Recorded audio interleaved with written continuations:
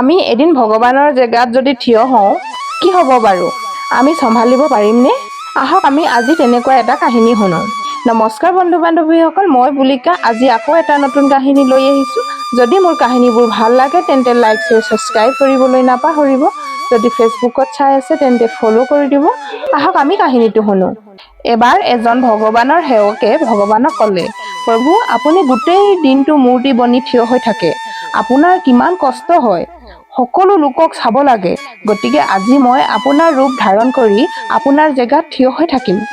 আপুনি ধুনীয়াকৈ ঘূৰি ফুৰি আহকগৈ। ভগৱানেও সেৱকৰ কথা মান্তি হ'ল।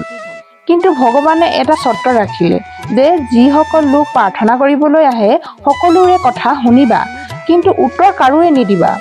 সেৱকজনে চৰ্তটো মানি ল'লে আৰু ভগৱানৰ জেগাত মূৰ্তি বনি থাকিল। প্ৰথম যিজন ব্যক্তি মন্দিৰলৈ আহিল তেওঁ এজন বেপাৰী আছিল আৰু বেপাৰীজনে ক'লে, হে প্ৰভু, মই এটা কাৰখানা খুলিছোঁ, অলপ কৃপা কৰে যেন। বেপাৰীজনে ভগৱানৰ ওচৰত মূৰটো দোৱালে আৰু সেই সময়তে বেপাৰীজনে হাতত লৈ অহা ধনৰ টোপোলাটো তাত পৰি গ'ল আৰু বেপাৰীজনে সেই টোপোলাটো নেদেখাকৈ তাৰ পৰা ওলাই গ'ল।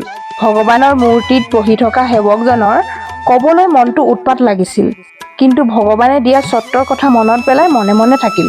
কিছু সময়ৰ পাছত এজন বহুত দুখীয়া মানুহ আহিল আৰু ভগৱানক ক'লে, ভগৱান, আজি মোৰ ঘৰত খাবলৈ একো নাই, অলপ সহায় কৰক।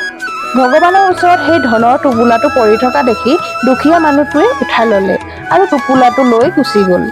তাৰ পাছত এজন নাবিক আহিল আৰু ভগৱানক ক'লে, প্ৰভু, মই 15 দিনৰ কাৰণে সমুদ্ৰ যাত্ৰাত গৈছোঁ। ৰাস্তাত যাতে একো বাধা বিঘিনি নাহে তাৰ কাৰণে আশীৰ্বাদ দিব। ঠিক সেই সময়তে বেপাৰীজনে পুলিচ লৈ আহে আৰু কয়, এই নাবিকজনে মোৰ ধনৰ টোপোলাটো লৈ পলাই গুচি গৈছিল।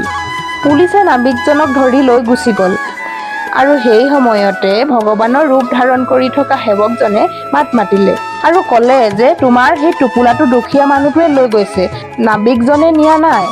তাৰ পাছত সেই দুখীয়া মানুহজনক পুলিচে ধৰি লৈ গ'ল। ৰাতি যেতিয়া ভগৱান ঘূৰি আহিল আৰু তেতিয়া সেৱকজনে ভগৱানক সকলো কথা বহলাই ক'লে।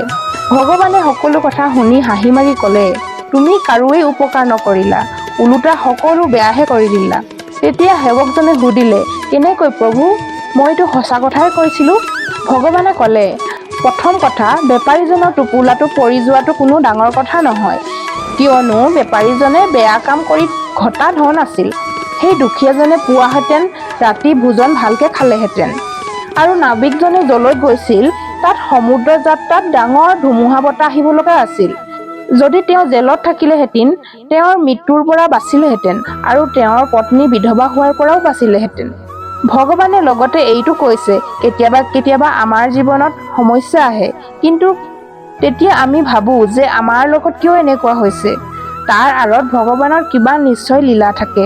গতিকে আমাৰ জীৱনত যি ঘটিলেও সকলোবোৰ ভালৰ কাৰণে হৈছে বুলি আমি মানি ল'ব লাগে। এয়াই আছিল মোৰ আজিৰ কাহিনীটো। কেনেকুৱা লাগিলে আপোনালোকে মোক কমেণ্ট কৰি জনাব। আজিলৈ আহিছোঁ। Bye bye friends.